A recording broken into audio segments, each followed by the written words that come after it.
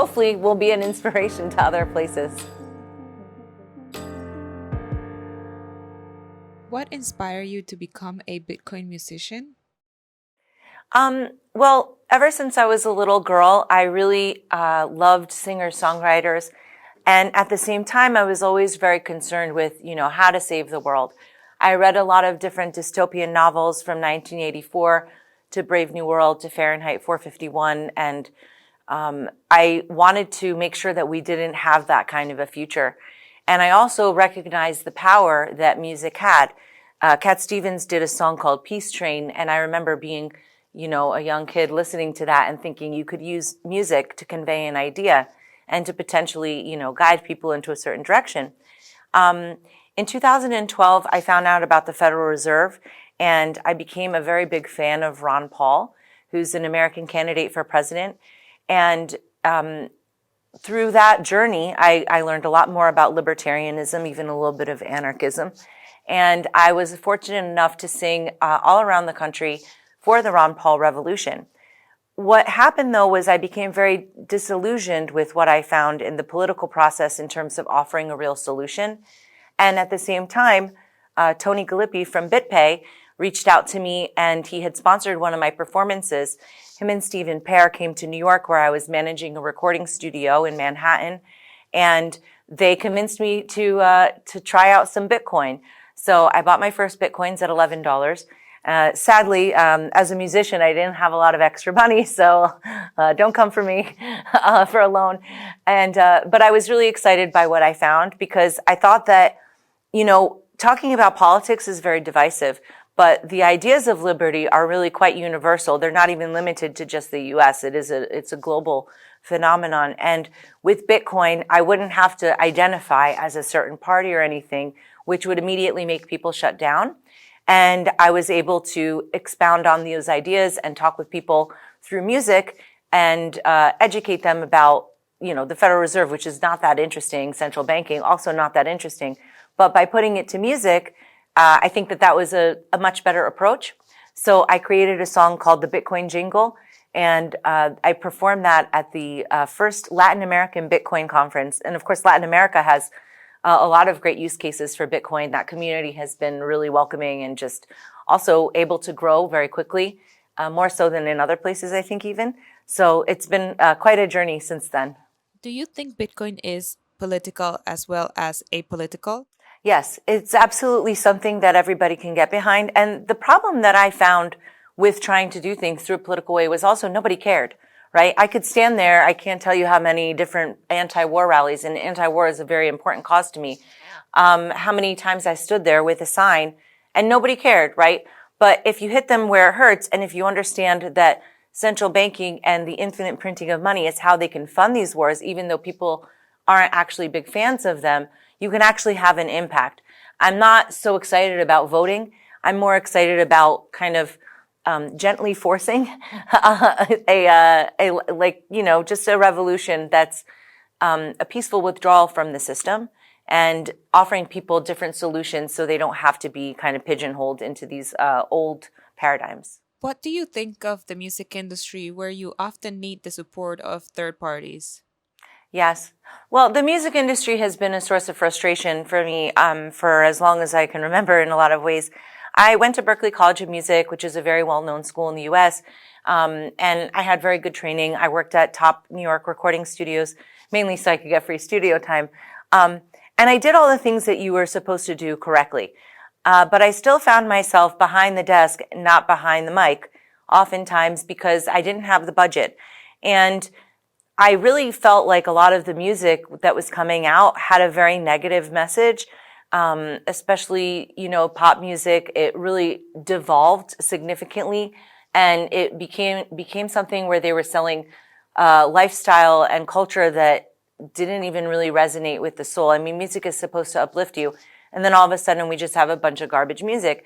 And part of that is because the music industry, needs to make money. But I think that there might be, just a lot of control aspects around that. The 60s and 70s songwriters were very dangerous to the establishment. You can see that with what happened with John Lennon and a number of other artists, were being followed by the FBI and the CIA, and they had files on them and stuff like that. So I think at some point it became a lot safer for the establishment for artists to not really speak out. When I was evangelizing the good word of Bitcoin and also liberty and freedom, I felt like that wasn't really approved of in the music industry. It was very, like, there was only a certain type of rebellious thought that was permitted. And so what I found really appealing about Bitcoin, and then we would call it Bitcoin 2.0, then it was called blockchain, then it was called Web3. I don't know what it's called now. But I think that there's a lot of different solutions available. I also felt like it was really hard to get paid, not even to get paid and make money off of my music, but to actually physically get paid. I wrote a song called Call You Out because I had been owed money at a gig, and the guy just started groping me instead. And of course, I didn't let that go down. But I also had a really hard time getting paid after that. If I had had a smart contract so they could pay me in advance or some kind of mechanism to protect me, I wouldn't have the difficulty that I would have collecting. You may think that you have a contract, but good luck. Then you have to go to court. How are you going to get the money from the people? Like, it's not as easy as you would think looking in television when you're a kid and you're like, oh, I know how the legal system works. No, you don't. So in 2014, I created the world's first artist cryptocurrency. So I was really early on in this token stuff. And so I made Tatiana Coin to solve two problems that I found were sadly still relevant today: fans and funding. How do you make sure that Facebook, Twitter, Instagram, MySpace, what all those different platforms don't own your fans? Because a lot of times they do. And then if you say something that they don't like, then they shut you down. And how do you make sure that you don't have to have a waitressing job, not have health insurance, not be able to take vacations, not be able to eventually have a family and all the things that the other people get to do? Everybody has to be a broke musician. And I just don't see how that is supposed to be sustainable. And so by creating Tatiana Coin, I was able to create an ecosystem with my fans where they could support me when I had a project. And I was able to kind of skip the middleman very early on. The problem with that, of course, is that you can't just make your community off of the 1 to 2% of your fan base that understands how this crazy Bitcoin stuff works. And so that's why I'm excited about things like Nostr, because you are able to kind of connect with people. And while that's a community that's still growing, there's a lot of people building there. So you get to still maintain your identity, not be subjected to censorship, but also interact with more people than just the original fans that you had, and hopefully grow your fan base. Do you think that new peer-to-peer technologies like Keat could help artists? Well, technology wasn't exactly our friend in certain ways with the advent of the MP3. People got used to not paying for music. They pay $10 to Spotify now. And then if you have 1 million plays, I think the exchanges, you get $1,000. It takes at least $10,000, if not $100,000 to get to 1 million plays. So that doesn't make sense, right? How are you supposed to do that? Now, if you're in high school and you have nothing else to do, yeah, you can be online and you could be tweeting and stuff and trying to get people interested in what you're doing. But as you get older, it doesn't really seem to make sense. I love to see people getting tips and having people do donations. I'm a little concerned, especially with the downturn in the economy. Is that going to be something that people are going to have extra money for? Also, the do-it-yourself model is kind of cool in one way, but it's also disadvantageous because you have to actually do everything yourself. And that gets really difficult. Like, there are really good artists that are not good marketers. There are really great artists that aren't good business people. And a lot of times I think that they want you to make a Patreon account or something like that, and now you have to make more content and more content. It's like, well, I would like to have a life, and I would just like to make music and not tell you guys what I made for dinner, as good of a chef as I am. It's not really something that I want to talk about all the time, and it takes away from, your own owning of your life, right? But you feel a lot of pressure as an artist to conform to these kind of new models that are being made. So when artists ask me what can they do to get into the NFT space, for example, or into crypto or into Bitcoin, I always say to them, buy Bitcoin. Because by having financial freedom, that's really, and understanding how that kind of stuff works, I think that that's a really, really important entry point. I don't think that it's fair to tell them that they're going to be a millionaire because they put out a song on one of these platforms. As much as I like those platforms, you can't count on tips, because on a good month of tips, what are you going to make? $100? Ooh, that's not really going to pay the bills. Recording an album is anywhere from $5,000 to $50,000, right? And that's on a relatively conservative budget, depending on what kind of music you're making. So there's still a really big disconnect, and there's a lot of different people that try to take artists and lure them into their platforms. They say, oh, I'm going to save the world. I mean, you see all these different NFT music platforms and stuff, and they raised millions and millions and millions of dollars. But when I put out my new album, Love Songs for Idiots, just a few months ago, I was looking around for solutions, and I was pretty disappointed. I said, wow, if I had that money, I could have done a lot more with it than some of these platforms in terms of offering solutions. So artists can get involved early, and they can sculpt what the future looks like. And I think that that's fulfilling on a number of different levels. But I don't think it's going to necessarily make them rich right away. And I don't want to sell them something, do like a bait and switch. Because I think that artists are the best evangelizers. Like I said before, nobody wants to hear about central banking. But they might want to hear about it if it's kind of packaged into something that their favorite artist is promoting, right?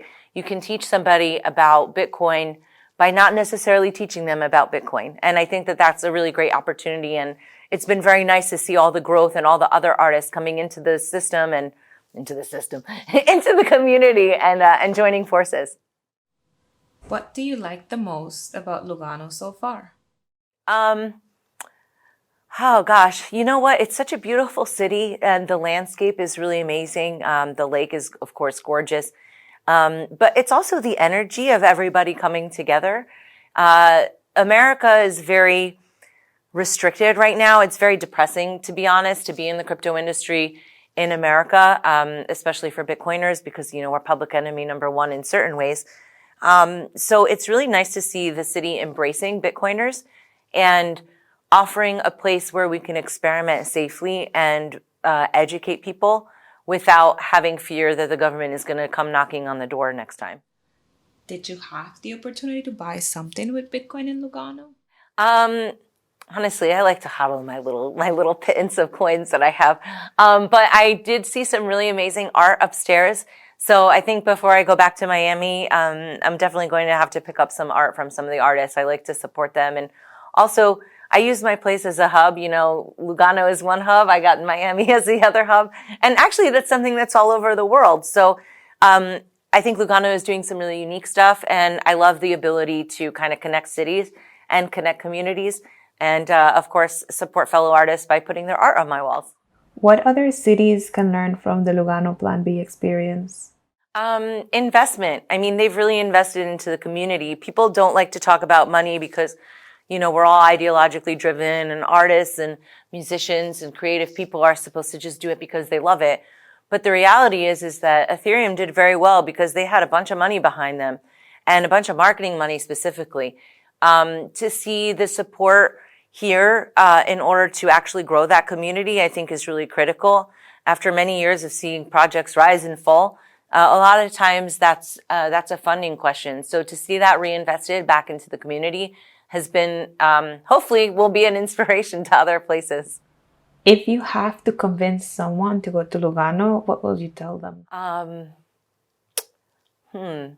Well, bring some Bitcoin, because there's over 300 places where you can spend it. So if you want to kind of live the Bitcoin lifestyle, put down the hodling shirt for a minute and get ready to kind of enjoy everything. It's very rich culturally. It's a very international crowd, so that's been great. And of course, the food and the wine are pretty incomparable. And also, you can get a Duolingo and learn some Italian on your way over.